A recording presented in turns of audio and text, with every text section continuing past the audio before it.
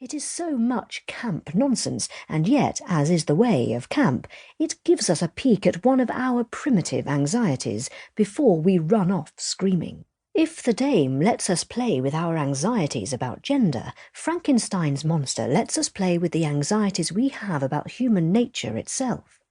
James Whale's 1931 Frankenstein, badly acted by badly made-up actors in a magnificent set, is perfect camp. But even it manages to include genuine sentimentality, the miracle of life. It's this oscillation between the meaningful and the ridiculous that our culture has been playing with for decades. Yet in Mary Shelley's original novel Frankenstein, the weird nativity is completed in just one sentence. It was already 1 a.m. The rain pattered dismally against the panes, and my candle was nearly burnt out, when, by the glimmer of the half-extinguished light, I saw the dull yellow eye of the creature open. It breathed hard, and a convulsive motion agitated its limbs. And almost everything about this scene differs from the one popular culture has fixed in our minds. The moment in which Mary's creature comes to life is unwitnessed, except by a far from exultant Dr. Frankenstein himself.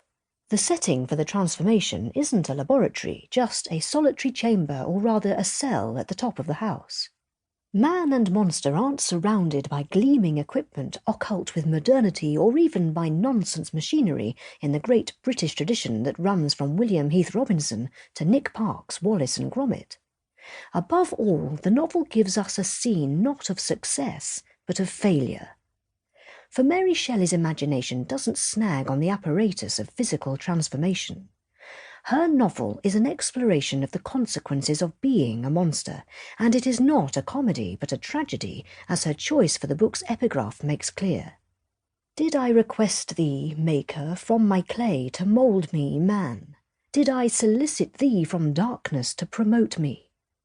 It's the cry of protest that Adam makes to God in Paradise Lost, John Milton's tough, often bitter retelling of the biblical account of human creation.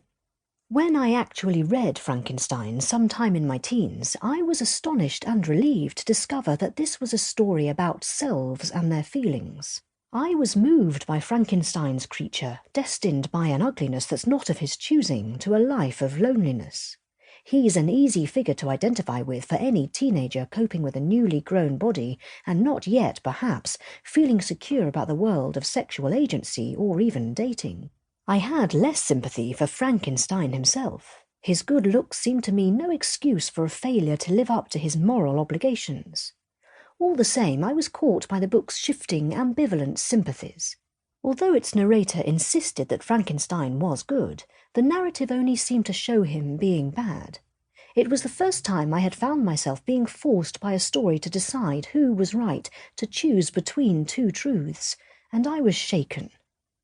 I had anticipated a sci-fi novel crammed with hardware, and instead, against all expectations, I was thoroughly engaged. But of course Mary Shelley would never have written science fiction. Modernity was not her chief concern, even if experiments in living were, and she could certainly have had no way to understand modernism, leave alone postmodernity. She lived in the Romantic era, when European culture was trying to build sense outwards from the individual self. The investigation of human experience by idealist philosophers such as Emanuel Kant, Friedrich Schiller and George Wilhelm Friedrich Hegel had led to revolutionary questioning of that human's rights across Europe and would also define some of the forms that human knowledge could take. Romanticism was the term invented around the turn of the century for the effect of this new way of thinking on the arts, where it made emotion and experience primary. Mary's version of this zeitgeist was both very new and rooted in a classical education. Frankenstein's subtitle is The Modern Prometheus, and the Greek myth of the Titan who creates humans in an almost mechanical way was being revisited by Romantic artists as an alternative to the story of divine creation. Goethe had published his poem Prometheus in 1789. Beethoven composed his The Creatures of Prometheus in 1801. The ballet has disappeared, but the overture entered the repertoire. In the year of Frankenstein's publication, Mary's husband, Percy Bysshe Shelley, started work on his own verse drama on the theme Prometheus Unbound. I don't think I was alone in my ignorance.